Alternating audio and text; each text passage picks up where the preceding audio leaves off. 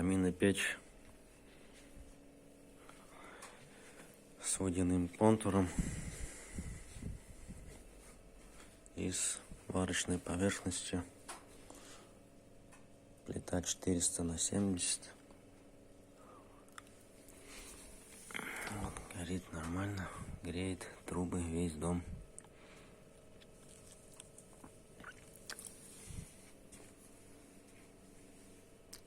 Дверца в изголовье, размер 500×500.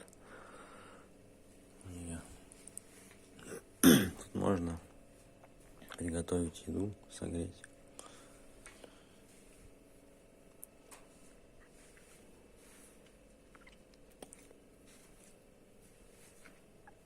Получается, здесь это летний ход, прямой ход при розжиге. Ее открываем и летом. Потом закрываем, и идет все вниз. Прогревается, все наверх поднимается. И сюда, и наверх в трубу, в дымоход.